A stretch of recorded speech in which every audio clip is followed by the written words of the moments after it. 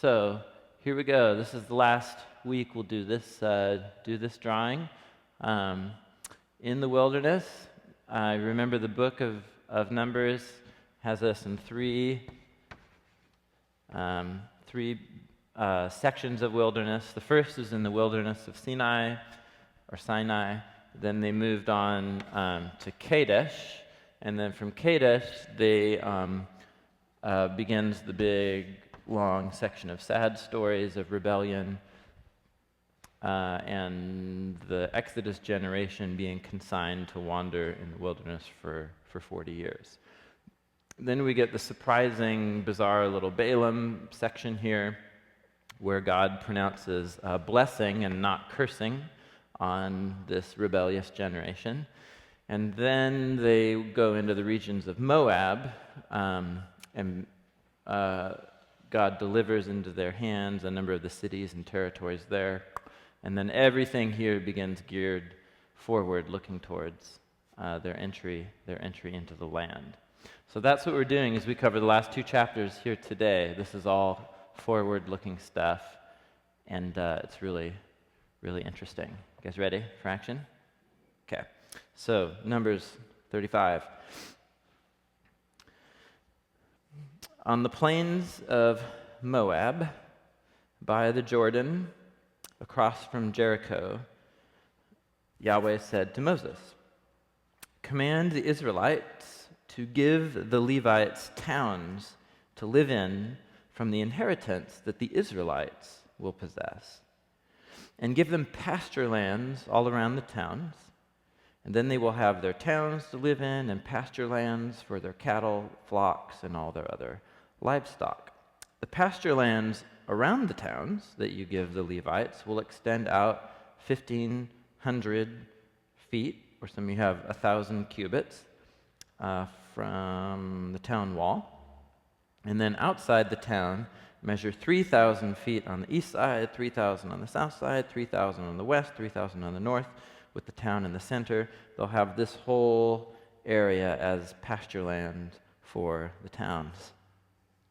And that's the law. That's the book of Numbers. So there's a few things. This ties into a much bigger theme, and here we go. This is the least ridiculous map of the map of these cities here. So actually, if you go down to the next couple verses too, this will make more sense.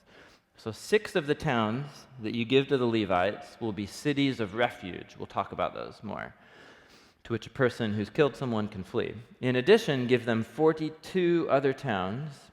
And so in total, the Levites, you were to give the Levites how many towns total? 48. So 42 plus these 6 special ones. So that's, at least in theory, the ones that we know where they were in terms of the place names are given in this map here. And so the black ones are ones, so this all actually happens. Here the command is being given. It actually happens at the end of the book of Joshua as all the tribes are receiving their inheritance, and then the Levites get their towns. So you'll remember, so you have all the tribes. Every tribe gets a large chunk of land depending on their population. But the Levites don't get any section of land. And there's kind of a famous line connected to this, given in a number of different places, why the Levites don't get a land inheritance. And what's that line? Yeah, Yahweh says, "I am their inheritance." So you have this group of people in Israel who, and remember, the priesthood is all about this group that symbolically represents the whole nation to God, and then the Levites are even represented by the priestly family and then the high priest. And so this is all about representation. And so you have this family here who represents Israel, and ultimately what this means is that Israel has as its only future inheritance Yahweh himself. And does the land actually belong to Israel once it's given to them? It doesn't. It belongs to Yahweh, and he's giving them stewardship or management over the land. And so the Levites, they get, it's like this perpetual symbolic reminder that their representatives, the Levites, don't have an inheritance. They don't have a land inheritance. They have Yahweh as their inheritance. So they live there, but it's not their permanent residence. This, it seems to me, is what's behind the interesting description that appears in a number of places in the New Testament, but like Peter begins his letter with this line, Peter, an apostle of Jesus Christ, to God's chosen ones, the exiles, scattered throughout the provinces. And so he uses this word that, so he's writing to Christians who have their home, like you live in Pontus or something like that, but he's calling you an exile. And later on, he's going to call you a foreigner and a stranger. And it would be like, him writing to you and saying, to you who grew up here in exile in your hometown. And you're like, what? What a bizarre idea. But it's the same type of idea, but here in the New Testament. And it's, yes, you live here, but it's your temporary residence in the present world order where Yahweh alone is your inheritance. That's the theological idea behind this kind of boring law related to the cities. It's actually really profound. Does that make sense? Okay, so that's within the 48. So let's dive in, because there's 6. Let me go back to the map here. There's 6 that are called the cities of refuge. And you can see they're marked in red circles here. There's 3 on the east side of the Jordan, there, and down here. And then there's 3 on this side of the Jordan, here, and then way up north. What's this all about? The cities of refuge. So verse 7, in all you must give the Levites 48 towns, together with the pasture lands. The towns you give the Levites from the land the Israelites possess are to be given in proportion to the inheritance of each tribe. Take many towns from a tribe that has many, but few from one that has few. When Yahweh said to Moses, speak to the Israelites and say to them, when you cross the Jordan into Canaan, select some towns to be your cities of refuge, to which a person who has killed someone accidentally may flee. They will be places of refuge from and NIV has avenger. Anybody else? Oh, do we all have avenger? You're like, the Avengers, they're in the Bible. So we'll talk about that in a second. Places of refuge from the avenger, so that the person accused of murder may not die before he stands trial. These 6 towns you give will be your cities of refuge. 3 on this side of the Jordan, 3 in Canaan as cities of refuge. These 6 towns will be a place of refuge for Israelites, immigrants, and any other people living among them, so that someone who's killed another accidentally can flee there. So again, this is all forward pointing to the land. None of this makes sense as they wander about in the wilderness. And so this word avenger, does anybody have a footnote or any little thing about what's going on with that word? It's a cool word. Anybody? Nobody. Okay, that's okay.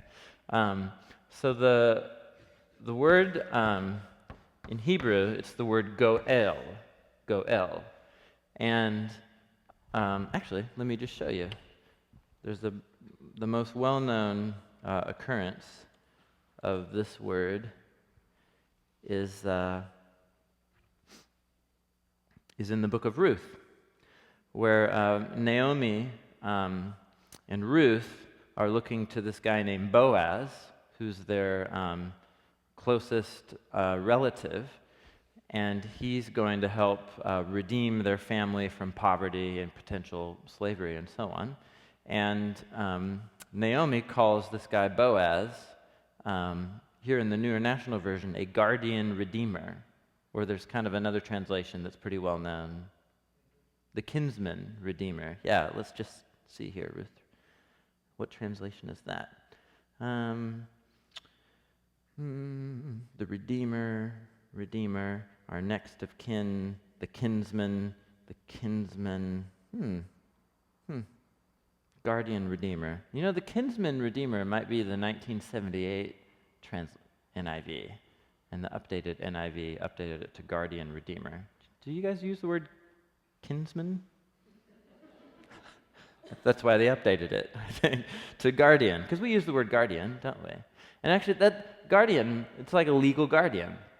So, you know how, yeah, we totally do this. You can have somebody as your legal guardian, or maybe declare someone to be your children's legal guardian in your place in situations like that. And so that's what these figures were. It's literally, it's somebody in your extended family, and they're designated as the one who has the obligation to help out any other members of the family who get into trouble. So the kinsman redeemer will, in this case, like keep someone in the family from going into poverty. The kinsman redeemer can buy land from the family to make sure it doesn't get sold outside the family. The kinsman redeemer can redeem someone out of slavery and purchase their freedom. And so here in Numbers, the kinsman redeemer is, what's the kinsman redeemer's role right here?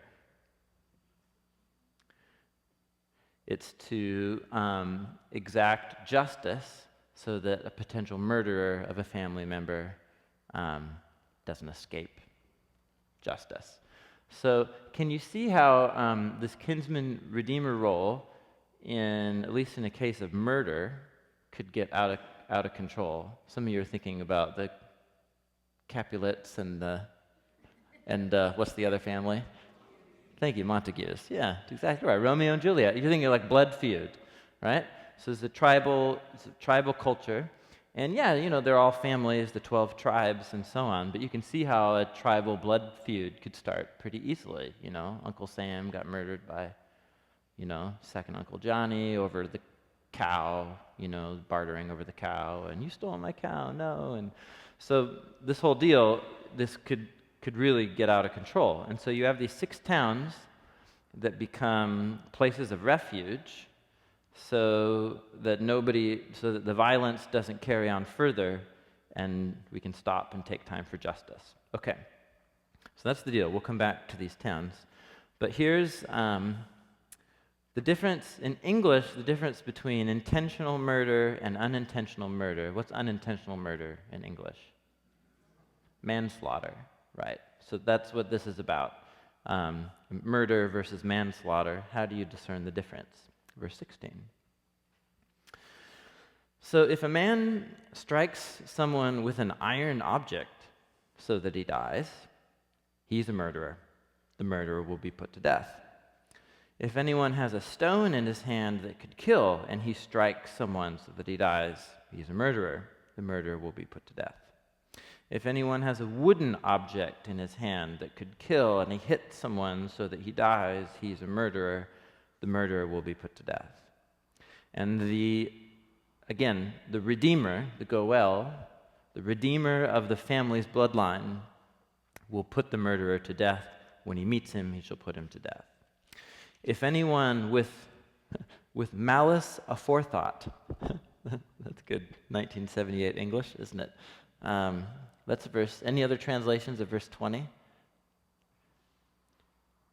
Oh, they keep it in there. In hatred. It just flows a lot better, doesn't it?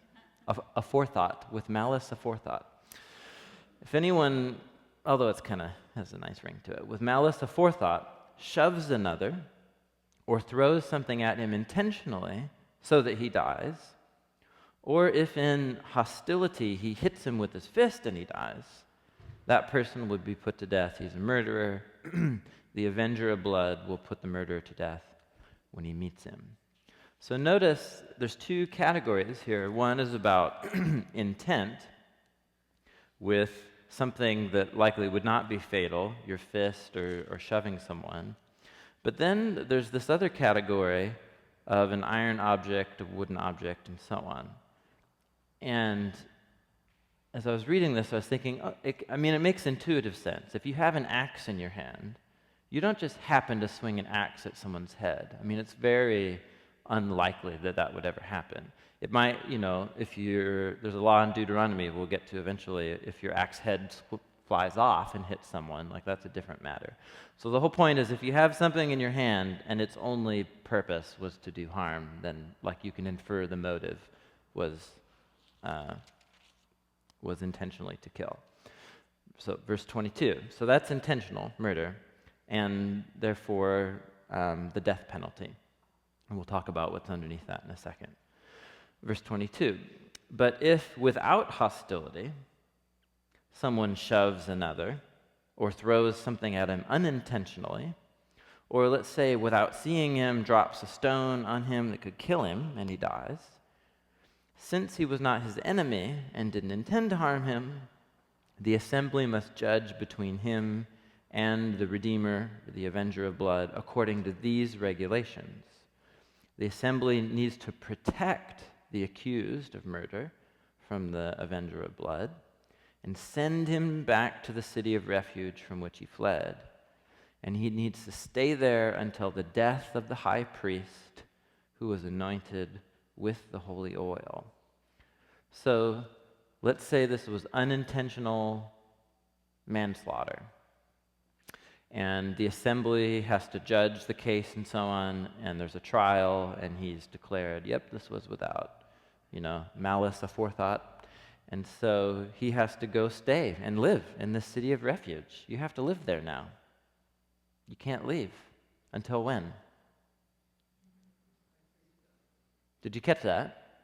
So let's say this is you. Just play the story out in your head. Your axe head flies off, and it, kills your friend that was with it.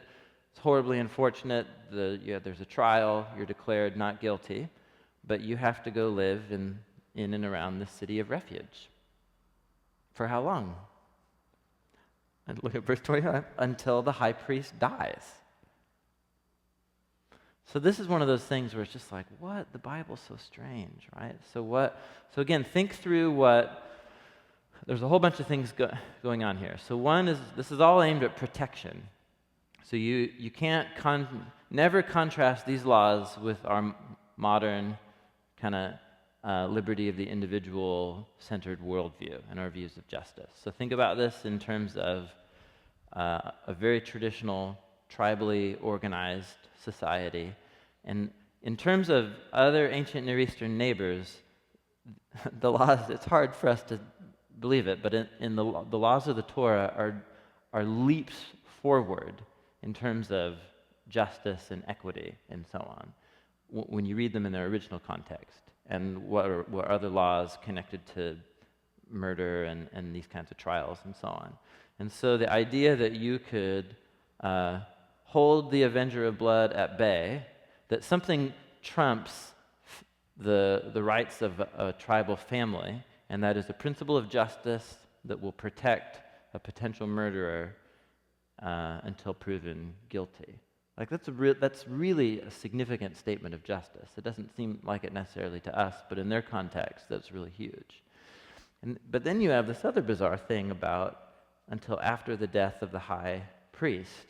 What on earth is going on here? So put your thumb here, flip back to Numbers 15 with me. This is what I think is going on here, which is really profound. Numbers 15. And look at Numbers 15, verse 22. And maybe if you have a paragraph heading at the top of verse 22, what's the section about? You might remember this from a while ago. Yeah, so it's about offerings, but specifically sin offerings for what kinds of sins? For unintentional sins.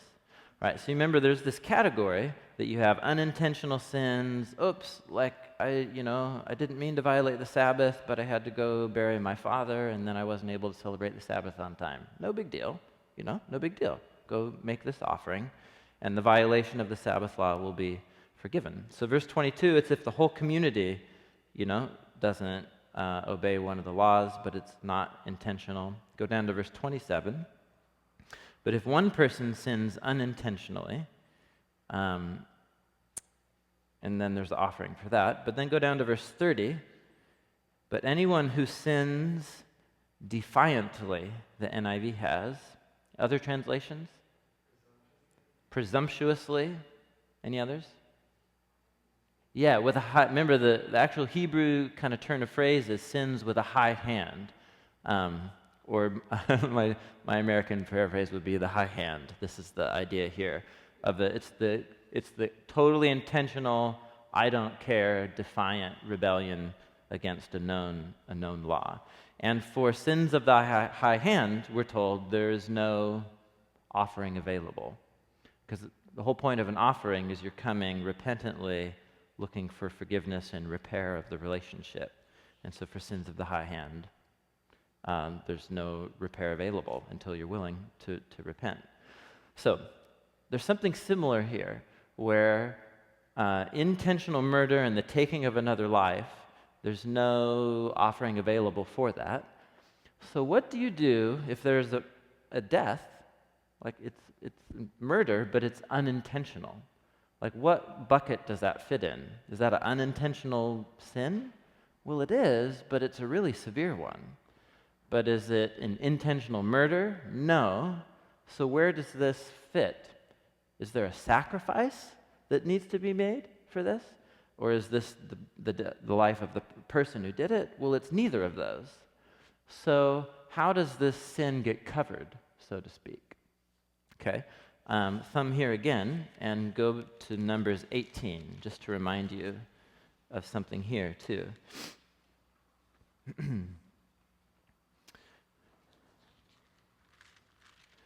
So Numbers 18 was all about how the priesthood of Israel would symbolically bear responsibility for the community's sins. And look at 18, well, let's just start off here, beginning of 18. Yahweh said to Aaron, "You, your sons, and your father's family are to bear responsibility for offenses against the sanctuary. And you and your sons alone are to bear responsibility for offenses against the priesthood. Bring the Levites from your ancestral tribe. They're going to join you and assist you when you and your sons minister in the tent. They are to be responsible to you, and perform the duties of the tent. But the Levites, must not go near the furnishings of the sanctuary or the altar, or both they and you will die." Now, who's the you in that sentence? Look back up to verse 1. Aaron. Now, what did Aaron, do you see what's happening right here? So let's say I'm the high priest Aaron, and I have some distant fourth cousin Levite who lives up, in Galilee, but he's come to do his shift in the temple. And let's say he intentionally, unintentionally, does something wrong and goes into the Holy of Holies. Who's responsible for that? That guy, but also who? Aaron. And what did Aaron do? Nothing. So, but by virtue of his role as the symbolic representative of the whole nation, what that Levite did is also something he bears responsibility for. Does that make sense? In a way, this is so foreign to our worldview, again, as Western individualists, but at the same time, this is completely what the logic of the cross is all about, of the Messiah as a representative for humanity. And so, all the way back here to Numbers 35, I think this is what's going on here.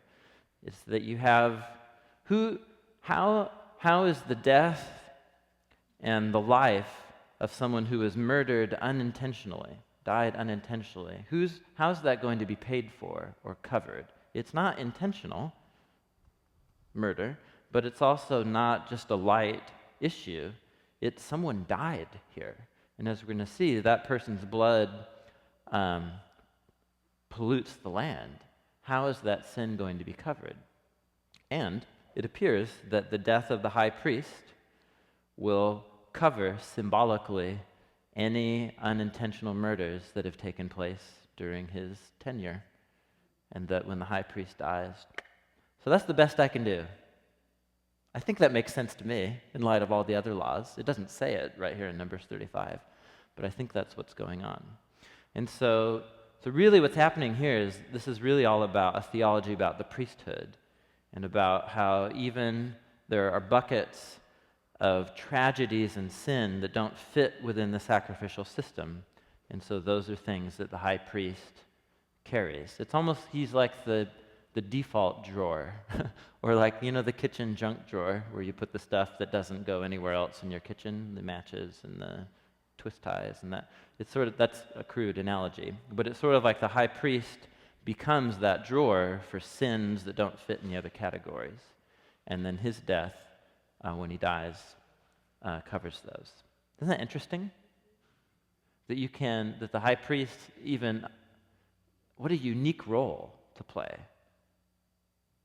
I don't think many of us would sign up for that job. And you couldn't sign up for it anyway. You would have to be born into it. Verse 29. These are to be the legal requirements for you throughout the generations to come, wherever you live. Okay, we're going to have some broad summaries here. Anyone who kills a person is to be put to death as a murderer only on the testimony of witnesses. No one is to be put to death on the testimony of only one witness. This is a familiar category that gets brought up throughout the Bible a number of times, and is even carried into the New Testament. There's a line that Paul uses in 1 Timothy that says, no accusation against a church leader should be taken seriously if there's just one witness. Which the moment I say that brings up some problems, but that's a whole other issue. Anyway, so verse 31. Don't accept a ransom for the life of a murderer who deserves to die. He must be put to death. Okay, this is another really interesting word here, ransom. The word ransom, as you see it here, it's the word kofar. Kofar. And you may not remember this, but, you may. In the Jewish calendar that still exists today, the Day of Atonement, do you remember its Hebrew name? It's transliterated in English. What is it? So Yom Kippur, and that Kippur comes from the three-letter Hebrew root that means atonement. And as you can see here, this word ransom comes from that same three-letter root. So this is, Kippur means atonement. A kofar is something that you offer to accomplish atonement or covering over of sin. And so this is the noun kofar, this is what is underneath. It's really interesting. The well-known saying that Jesus says about himself, for even the Son of Man did not come to be served, but to become a servant and to give his life as a ransom, or kofar. He's using this concept right here. And so it's both of the life given for life, but that also what can cover a lost human life that was murdered. And here it's like you can't offer a ram or 1,000 shekels of silver. Only the life of the murderer can adequately cover the life of the murdered as a kofar. So this concept of blood and of life for life and ransom and atonement, this is all coming out right here. So let's keep going. Verse 32. Do not accept a kofar for anyone who's fled a city of refuge, and so allow him to go back and live on his own land before the death of a high priest. So even if it was just manslaughter, and you're like, but I don't want to live in the city of refuge until the high priest dies. Okay, then your life is in your own hands, and you can't be ransomed. And this last section here is super interesting. Do not pollute the land where you are. Bloodshed pollutes the land, and atonement cannot be made for the land on which blood has been shed, except by the blood of the one who shed it. Do not defile the land where you live, and where I dwell, for I, Yahweh, dwell among the Israelites. That's an incredibly potent little paragraph right there. Why does blood pollute the land? Is blood sacred? Why is it sacred? So this is all the way back to Leviticus chapter 17. Blood pollutes the land for the same reason that in kosher laws, symbolically, they weren't supposed to consume the blood. Again, this is Leviticus 17. For the life of a creature is in the blood.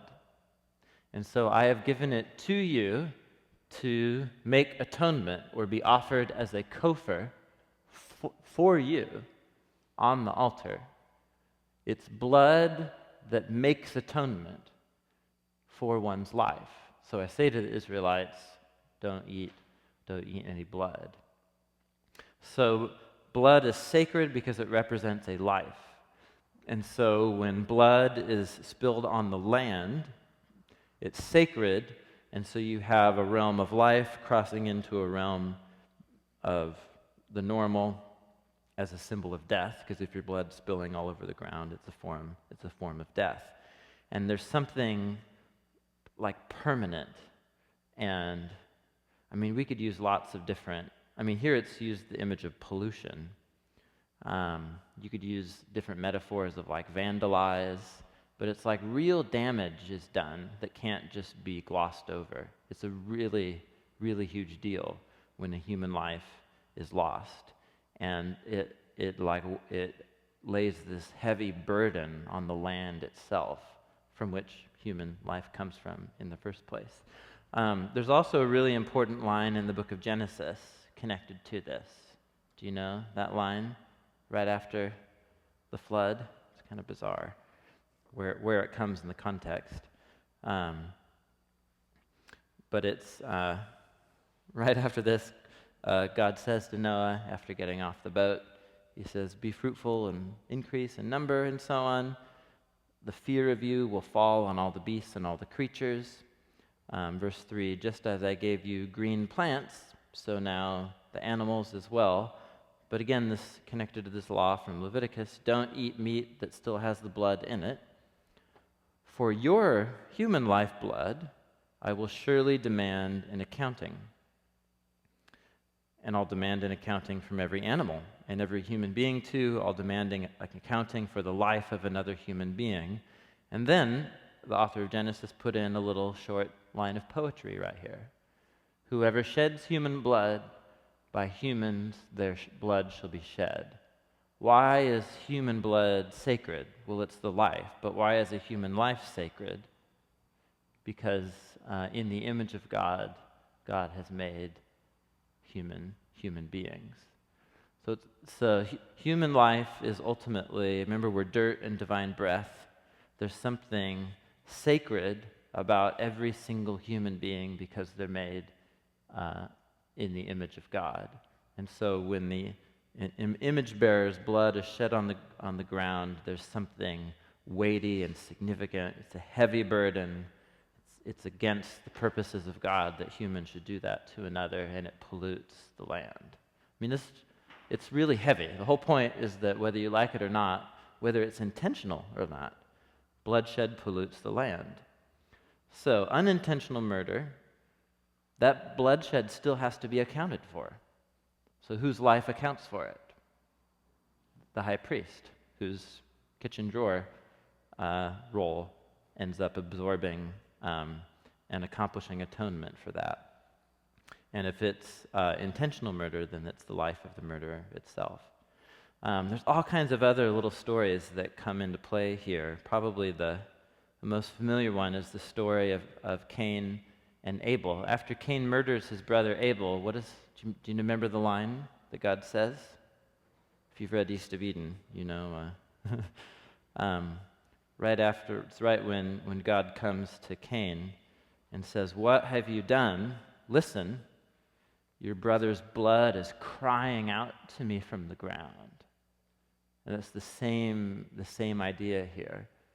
The life and the blood of the innocent here, metaphorically, is screaming out to Yahweh for vindication. And so this would be kind of this is a different concept, a different way of saying the same thing. The priest would say blood pollutes the land. And here in this story, we're saying blood screams out from the ground for justice to the creator of life itself. So this is all what's underneath the concept of the death penalty in the Bible. How nations should exact the death penalty, and America and religion and the death penalty. That's a whole other complicated thing that I don't even want to get into. But the whole point in the Bible is that it's underscoring the sacredness of life and showing us that ransom and atonement is necessary when a life is lost on the land. How you guys doing? Numbers 36. This one's quick. Now the family heads of the clan of Gilead, son of Machir, the son of Manasseh, who were from the clans of the descendants of Joseph, they came and spoke before Moses and the leaders and the heads of the Israelite families. They said, "When Yahweh commanded my Lord to give the land as an inheritance to the Israelites by lot, he ordered that you give the inheritance of our brother Zelophehad to his daughters." Do you guys remember that? This was like 2 or 3 weeks ago. The daughters of Zelophehad.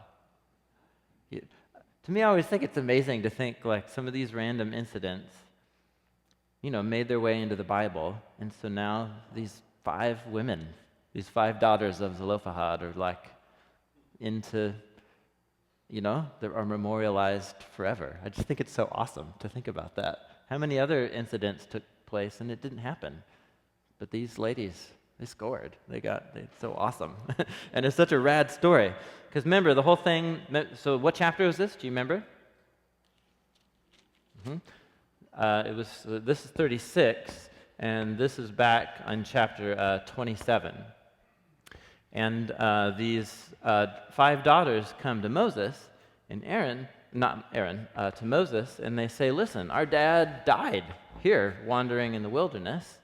And Moses, you know that the inheritance laws are all patriarchal, and so land gets passed on through the male line. And so our family, from this point on, doesn't have a male line. And so Moses says, "You're right. Let's go talk to Yahweh about that." And Yahweh says, "Yeah, you're right. That's not good." And so a new law is made that the land inheritance can be passed on through sons or daughters, through male or female. So right here at the end now, some other tribes people come up and say, "Now remember that law that about the daughters of Zelophehad?" Verse 3, there's another problem. "Suppose they marry men, but from another Israelite tribe. Then their inheritance will be taken from our ancestral inheritance and added to that of the tribe that they marry into. So if they're from the tribe of Manasseh, and they want to marry somebody from the tribe of Dan, is the inheritance going to get switched to the tribe of Dan? So part of the inheritance allotted to our tribe is going to be taken away. Now, when the year of Jubilee for the Israelites comes, their inheritance will get added to that tribe into which they marry, and their property will be taken from the tribal inheritance of our forefathers.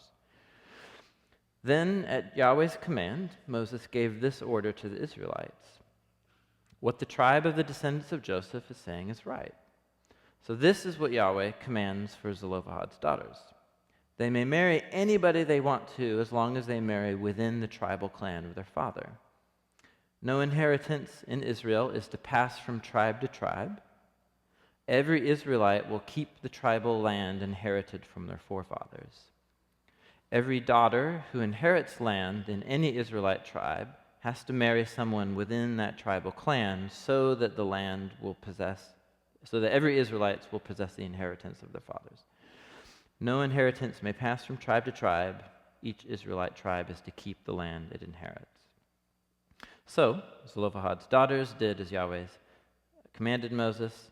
Zelophehad's daughters, Mahlah, Tirzah, Hoglah, Milcah, and Noah, married their cousins on their father's side. They married within the clans of their descendants. Of Manasseh, the son of Joseph, their inheritance remained in the clans and the tribes. These are the commands and the regulations Yahweh gave through Moses to the Israelites on the plains of Moab by the Jordan across from Jericho, the end of the book of Numbers. Now, what a way to end a book. This is so interesting. Did you guys follow the law there? Now, so let's just pause and reflect on that. So this kind of this law wraps up that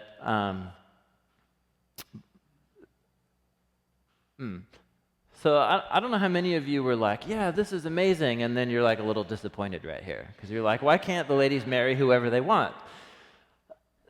So again, just think about it. This is where we always have to check our cultural assumptions at the door, especially about love and marriage. And I mean, listen, like I'm not saying we should all go time warp back to feudal Europe or something like that from 1500s or so. I like living in America. But it's at least good to just recognize the cultural glasses that we have. In our cultural setting, the basic assumption is the liberty of the individual. In this cultural setting, the basic core value is the well-being of the extended family. And in this case, there's even a higher value. It's the symbolic value of the tribes possessing the land as a part of Israel's whole worldview of the land as a gift from Yahweh. That's the highest value. We're the people who are redeemed by Yahweh out of slavery. We are given the gift of the land. And their whole cultural worldview, all these things are meant to remind them that their existence in the land is a pure gift from Yahweh in the covenant.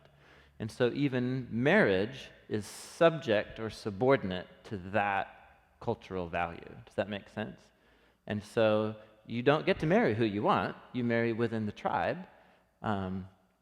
because the highest value is to remind all of us of who we are as the covenant people of God.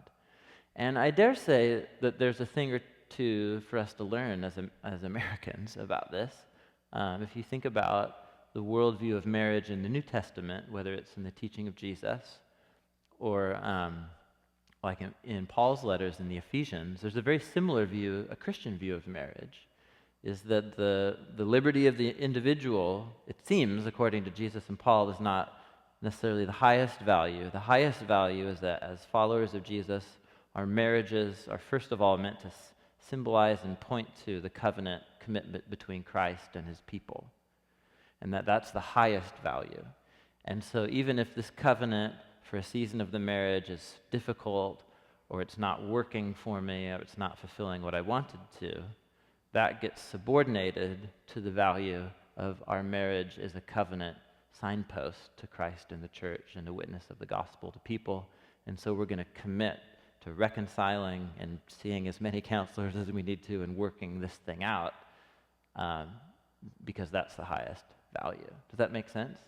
So that's difficult for us to hear as Americans. We don't like that kind of thing. But it seems to me that's what's going on here, even at the end of the book of Numbers. How you guys doing? So, Deuteronomy. I at least got the drawing ready. So we won't go there, but I'll just leave you with two things as we head into the land. Did you know that the word love occurs in the book of Deuteronomy more than any other book of the Bible? Did you know this? Deutero means second. Nami is the Greek word for law, or namas. Second law. The law a second time. How many of you are excited to read this book? So that's its name in the Christian tradition. In the Hebrew tradition, the name of the book is just simply the words. The words. And the words that get repeated most in the book are the words love Yahweh and love your neighbor and remember. These are the big themes of Deuteronomy. And so with Deuteronomy, it's a collection of 3 speeches of Moses given to the Israelites in the locker room, as I've said. And it's going to be a call now to stop and reflect before we go out into the playing field and reflect back on what's happened and to reflect back on what Yahweh's love and commitment to us, and that we need to institute patterns of remembering into our lives so that we don't ever forget our identity and who we are and where we came from. So Deuteronomy next week. Carry on. Good to have you guys here. Let me close with a word of prayer, just because I feel like I should.